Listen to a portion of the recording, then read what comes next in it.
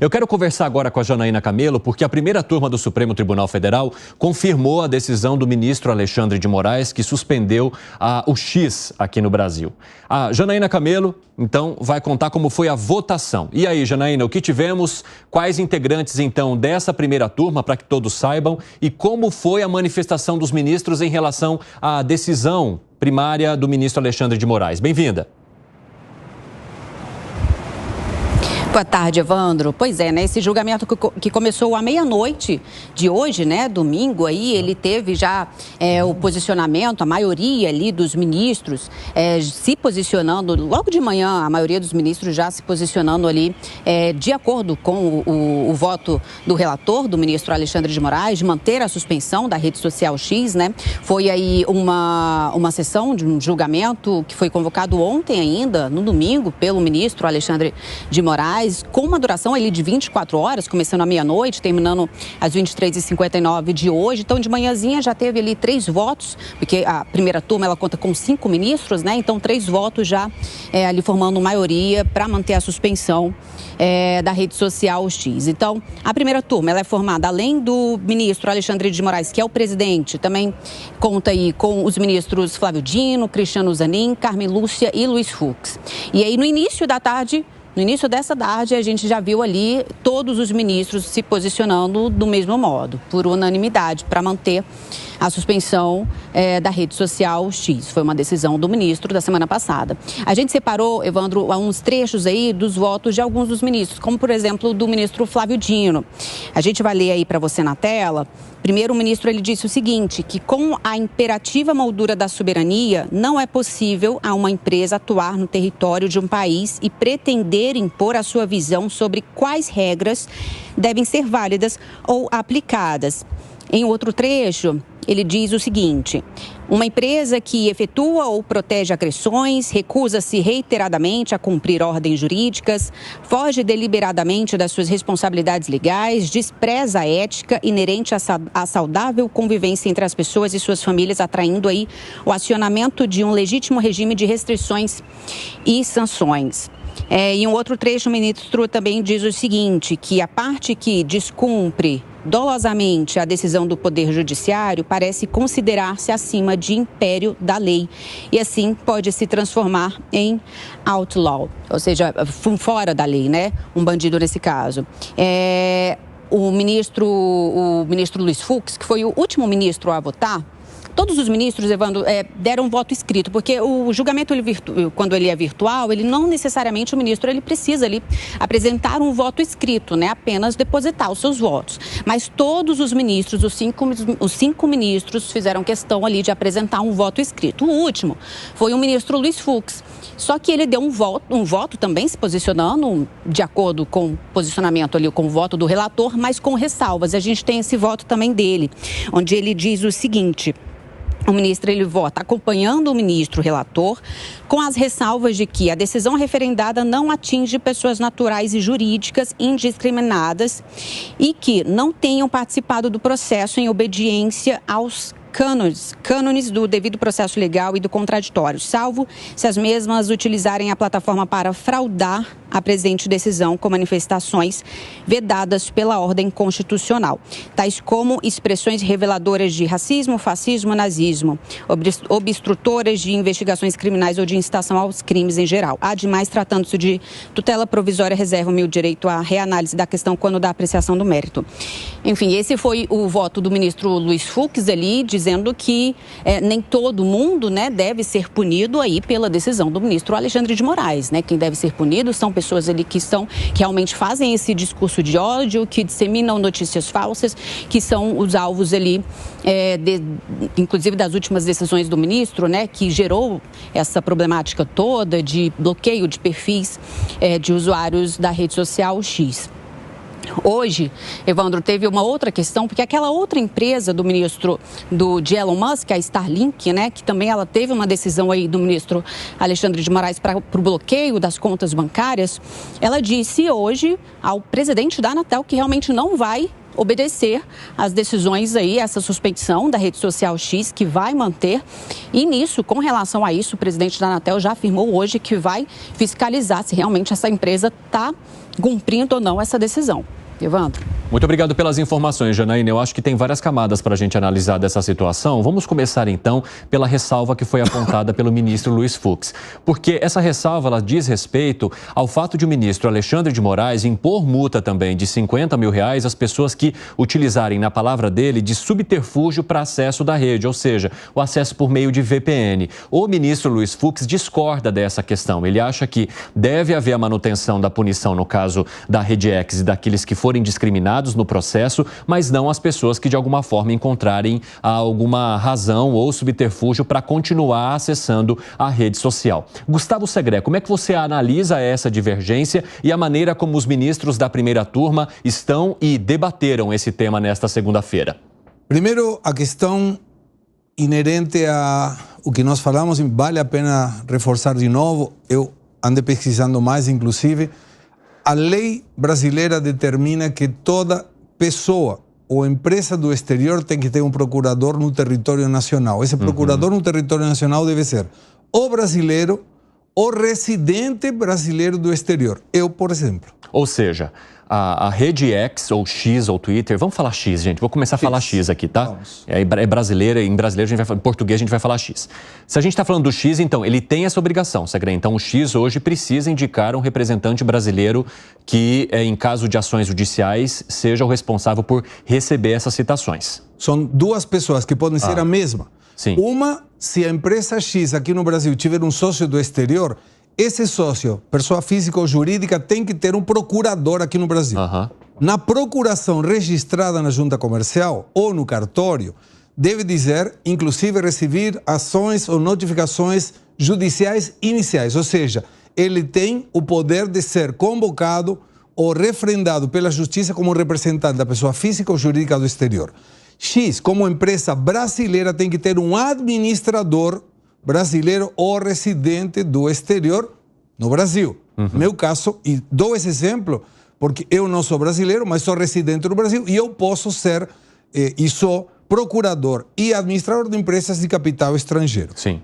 O fato de não ter o representante da empresa sócia do X aqui, no exterior, um procurador, ou não ter um administrador local, impede que a empresa, e não estou me referindo a X, pode ser uma padaria, pode ser uma indústria, pode ser qualquer empresa de serviço, inclusive, não pode funcionar. O CNPJ cancela, porque não tem quem receba ações judiciais iniciais. Isso é lei.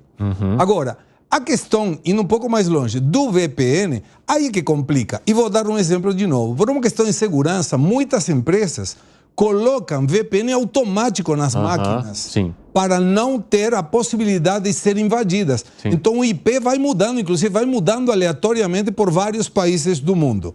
Como que eu vou fazer para... Eu tenho que tirar o VPN, que é uma questão de segurança da empresa, para que não consiga aceder ao X? Ou eu não entro no X. Eu posso entrar, porque tenho VPN, mas não posso entrar. E aí que provoca? E é meu caso. Eu tive que passar a minha senha para uma pessoa da minha confiança na Argentina para que ela continue postando. Por quê? Eu não posso invadir ou evadir de uma determinação legal, que eu acho que não procede, mas é uma determinação legal. Tudo bem. Então, tem um monte de outras formas, pessoas que vivem no exterior, tem portais que estão subindo no X e eles avisam, essa postagem está sendo subida desde Portugal e eu tenho que colocar, essa postagem minha está subida desde Argentina. E aí vem a pergunta, como... E o TCE já subiu coisas no X, quando já estava impedido. O PT subiu coisas no X também. A pergunta é, como o Tribunal Superior Eleitoral, como a Suprema Corte de Justiça vai fazer para comprovar que alguém está postando sem evadir a sua própria determinação? Porque para ele entrar, deverá usar o VPN. Se ele entrar e não usa o VPN, ele está infringindo a sua própria determinação. Então, como que vai ser feito? Como que alguém vai checar que a sua determinação está sendo cumprida se para verificar esse cumprimento, ela terá que burlar a lei, que ela mesma determinou? Porque se não pode entrar, tem que entrar por VPN, o que está proibido. O Supremo Tribunal Federal vai se multar a ele mesmo para ele checar se alguém está entrando na rede social? Então é complexa, mas legalmente, se a empresa do exterior não tiver um procurador ou a empresa brasileira não tem um administrador, não pode operar. Agora, uma dúvida. Você sabe que poderia ter o X um representante que seja um brasileiro que mora no exterior, que tenha cidadania, eventualmente que tenha cidadania americana. E aí, vai prender? Nossa, só deixo a dúvida aí. Agora, Langani, o Gustavo Segré já disse, o X, ele precisa sim ter um representante no Brasil, isso está na nossa Constituição, ok. E aí, nesse caso, o X ele precisa cumprir essa determinação. Agora, como você avalia a situação em que ele precisa cumprir uma determinação, mas que uma primeira turma agora referenda a decisão do ministro Alexandre de Moraes, dizendo que enquanto o X não cumprir essas determinações de pagar as multas que foram imputadas a ele, ele continuará suspenso? Eu vejo que quem sai prejudicado é a sociedade brasileira, né? Porque o Twitter o X é um serviço de utilidade pública, é um serviço de informação. Você tem muita informação rica nessa rede social, de mercado financeiro, de acompanhamento das eleições norte-americanas. Talvez seja a única rede social onde os formadores de opinião, e não tem equipe de marketing por trás, eles mesmos colocam as suas opiniões. Muitos jornalistas no mundo inteiro, o Trump, enquanto presidente, usava muito essa ferramenta. Então o Brasil fica isolado. E com a decisão também de restrição ao VPN, colocando uma multa diária de R$50 mil a qualquer brasileiro que acesse por meio do VPN, você está prejudicando pessoas inocentes, que não têm absolutamente nada a ver com isso. Seria o mesmo, né? Imagine que tem uma irregularidade que foi combinada numa empresa de telefone.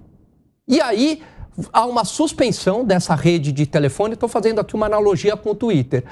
E, de repente, você fala que nenhum brasileiro pode usar mais o telefone. Então, você acabou prejudicando toda a sociedade. O Supremo não está prejudicando o Elon Musk. A vida do Elon Musk não vai mudar absolutamente nada. A gente está falando de um multibilionário. Mas agora, você entende que ele também tem de cumprir a determinação? Eu vou fazer aqui, eu acho que a circunstância importa nesse caso. Porque quando a gente fala em determinação judicial, né? Até que ponto há uma questão de legalidade ou não? Essa é a ponta do iceberg, Evandro. Porque o que o ministro do Supremo Tribunal Federal alega e teve a chancela dos outros ministros é que determinações de remoção de conteúdo já aconteceram em países como a Turquia e a Índia, por exemplo, e elas foram cumpridas sem nenhum tipo de reclamação pelo Elon Musk. Por que no Brasil seria diferente? Esse é o questionamento apresentado pelo Supremo Tribunal Federal, então, e que a gente coloca aqui também eu acho que isso é bastante importante, a sua pergunta é muito relevante. O Brasil, pelo menos a Constituição Federal Brasileira, o ordenamento jurídico no Brasil, é muito mais democrático do que a Turquia e do que a Índia. O Brasil é um país com instituições muito mais avançadas, pelo menos até então, do que Turquia e Índia. Acontece que essa é a raiz do problema. Houve um pedido de suspensão das contas sem o devido processo legal. Esse que é o ponto. As contas foram banidas, não só contas do Twitter, contas bancárias, passaportes cassados, sem o devido processo legal, sem a provocação do Ministério Público, né? O Supremo agindo de ofício, não houve... Cadê o Ministério Público nessa história? O que é o devido processo legal? Há uma investigação.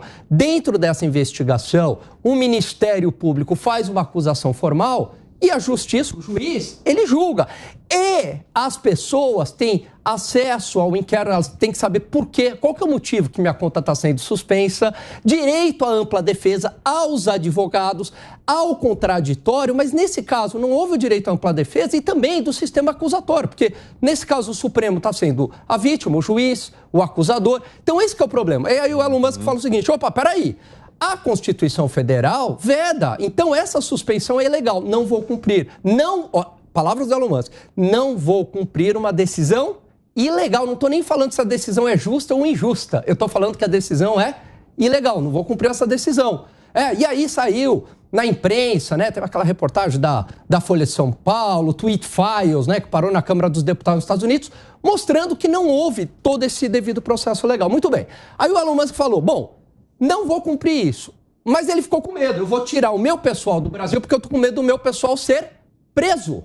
E eu vou tirar. Só que daí você caiu num impasse, porque a partir do momento que você tirou todo o teu pessoal do Brasil, presidente da empresa ou representante legal, aí eu caí num impasse, porque daí, de fato, isso que o Segré mencionou é verdadeiro, né? Aí eu posso suspender o Twitter. Olha como a situação se tornou complexa. Mas as circunstâncias a priori, Evandro, elas são muito importantes, porque se a gente analisar só o final, aí fica parecendo que o Brasil, o Twitter não respeitou uma decisão judicial. Mas todo o contexto, toda a circunstância importa para a gente entender o filme como um todo e não apenas um pedaço da fotografia. Zé, eu já passo para você, só o Segré que levantou a mão ali para fazer uma observação. Fala, Segré. Para complementar o que Alan dizia, a lei brasileira tampouco obriga a que esse representante legal tenha que morar no Brasil.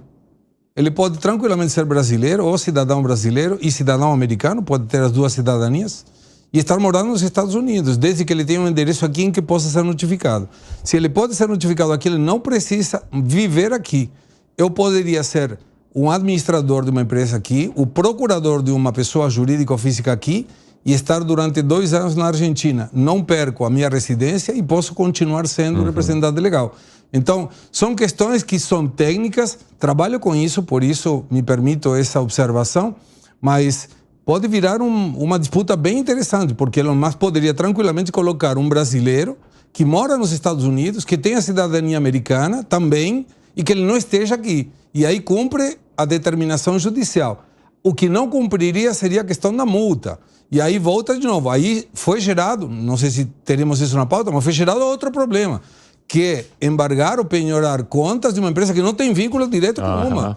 Então seria como que, no caso da Americanas, teve um problema e os sócios são penhorados. Tudo bem, porque desconfigura a pessoa jurídica e vai na física. Mas Starlink não foi desconfigurada como pessoa jurídica. Eu quero até aproveitar que você tocou no ponto da Starlink para passar agora a palavra para o Zé Maria, porque há uma outra camada que é o fato de a Agência Nacional de Telecomunicações informou que está checando se a Starlink descumpre a ordem do Supremo de derrubar a rede social X aqui no Brasil. A empresa já havia informado a agência que não iria cumprir essa decisão, Zé. E agora a Anatel está dizendo o seguinte: se nós checarmos que ela está descumprindo de fato, ela que seria então uma provedora de internet, nós vamos abrir um processo administrativo contra a Starlink, que é também uma empresa de Elon Musk, mas que o Segré está dizendo aqui, não faz sentido você punir uma empresa com outro CNPJ por causa de uma decisão referente ao caso do X, que também pertenceria ao Elon Musk. Como é que você avalia tudo essa decisão, Zé, e principalmente a possibilidade de descumprimento que pode levar, inclusive, a um movimento da Anatel? Pois é, o descumprimento é inaceitável, né? E veja bem, a Anatel acordou. Se fosse com uma rádio ou com uma TV, uma luz apagada, a falta de um gerador em funcionamento, já poderia gerar multas e já poderia gerar suspensão dos trabalhos. Nós trafegamos na mesma linha de informação e nós estamos super regulamentados, assim, talvez seja mais regulamentado do que energia atômica, mais do que bomba nuclear no Brasil, né? Eu considero que são veículos modernos de comunicação e tem que obedecer às regras, eu não tenho a menor dúvida disso. O que eu entendi ali dos ministros do Supremo é o seguinte: o X está suspenso no Brasil por estratégia de negócio. É um negócio, é uma empresa que gera lucros e é isso que eles querem, nada contra lucro, né? O que me incomodava muito agora parece que já está saindo, que é a história do monopólio. Estão surgindo novas plataformas e eu acho isso positivo demais. Uma amiga minha, Kátia Kubel, que é profunda conhecedora de mídias sociais, divide ali o seguinte: o Facebook é aquele almoço de negócio, como o meu cachorro é bonitinho, olha, meu filho passou na faculdade aqui, se formou, um aniversário e tal. Esse seria o Facebook. O Instagram é balada, bebida, férias, né? Curtição e tal, e um carro novo. E o Twitter é o fuxico. É o fuxico puro, uma rede tóxica, que se tornou no Brasil um grande debate sobre o que é de pior, mostrando o que é de pior no Brasil. E por que isso? Pela edição. Lá também tem edição. Todos têm edição. Todas as plataformas têm edição. Todas as plataformas trabalham com clique. Senhores, não existe nada de graça. Se você estiver usando um produto de graça, saiba que você é o produto. Neste caso, você é o produto nessas plataformas. O LinkedIn é aquele almoço de negócios. onde você tem a oportunidade de conversar com CEOs de grandes empresas, técnicos, e é muito bom para esse tipo, lá é tudo muito sério. Então, as plataformas estão caindo ali em sistemas que a gente está começando a entender. Mas o fundamental agora, nesse sistema que há de positivo, é de que estão aparecendo concorrentes. Isso é legal. Muitos dizem, vão virar bolhas. Então, não estão virando bolhas, estão criando bolhas dentro de cada uma. A concorrência é fantástica, melhora. Ninguém pode ter um monopólio de nada. Essa história de explicar o todas me faz lembrar lá atrás, quando a gente ficava discutindo uma palavra óbvia, e de novo, todas é todas. Todas as empresas têm que ter. Os ministros, no julgamento, disseram, se o Elon Musk quiser reativar o X, é só indicar o representante. E é incrível como essa história que eu falava, né, do mundo, ele é preso à credibilidade, né? As coisas só existem quando você acredita, né? Se você não acredita numa plataforma, ela deixa de existir, ou uma decisão judicial, ou seja, na verdade, ela é uma abstração, ela não existe fisicamente. E é tão verdade que eu nunca vi uma placa X. Aqui nós funcionamos, como toda empresa tem, um endereço, não tem. O dia que você precisar de uma plataforma dessa, eu nunca precisei, graças a Deus, mas conheço pessoas que foram atacadas. Você está no mato sem cachorro, porque não existe uma representação, não existe uma responsabilização e não existe negócio sem a tal responsabilização. Então, resumindo, é o seguinte, o que eu entendi dos ministros é o seguinte: se quiser reativar o X amanhã, pode, só indicar o representante. Agora, 4h28, o pessoal da rádio vai para um rápido intervalo, daqui a pouco a gente espera vocês de volta. E Alan Gani, o que a Starlink está dizendo é que ela não vai cumprir, né? Não é que a Anatel vai precisar abrir um processo administrativo caso ela não cumpra, não, ela já comunicou, mesmo que de maneira informal ali, né, por mensagem de celular, que ela não irá cumprir essa decisão de banir o X diante da determinação do ministro Alexandre de Moraes. E agora? Agora, novamente, quem paga a conta é a sociedade brasileira, porque a Starlink, você tem um serviço de internet, onde a internet não chega em várias regiões do país, por exemplo, como a região norte, a região da Amazônia, e ali ela prover o serviço de internet para serviços educacionais, para defesa, para monitoramento ambiental. Então, é fundamental. Agora, infelizmente, nessa briga toda, quem acaba saindo prejudicado, Evandro, é a própria sociedade brasileira e muitas vezes pessoas muito pobres, que não têm absolutamente nada a ver com isso. Por exemplo, aquelas pessoas que acabam se educando, né, com o sistema de internet onde a Starlink é a provedora. Agora, Gustavo Segré, como é que isso fica juridicamente em termos de empresa? Ela vai esticando a corda, vai tomando multa e corre o risco de ser suspensa? O que acontece quando uma empresa, nesse caso, não cumpre uma determinação que vem de ministros do Supremo Tribunal Federal? Porque agora a gente não está falando só de uma decisão monocrática, mas sim referendada em plenário. É que a suspensão, eu não sei se a suspensão habilita a questão da multa. Para mim, não é um motivo ter uma multa impaga o fato de não poder operar. Esqueçamos X, que é uma plataforma de rede social. Coloquemos o João, que tem uma fábrica, o Bruno Pinheiro, que tem uma fábrica de gravatas, ou eu que tenho uma empresa de serviços, ou Alan, que tem uma consultoria. Dá igual. O fato de termos multa é uma questão de, e vai sair a palavrinha aqui, a ação de executar. Me ajuda aí, Alan. Execução.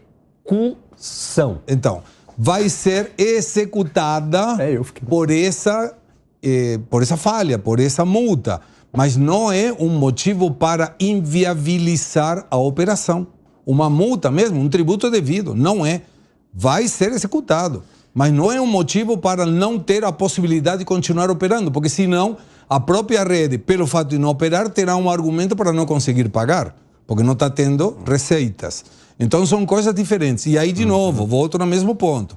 É uma pessoa jurídica. Não desconfigurando a pessoa jurídica, e não é o fato, não está sendo desconsiderado, não conheço lei nenhuma que diga que como o Evandro deve dinheiro, então vai pagar o Alan.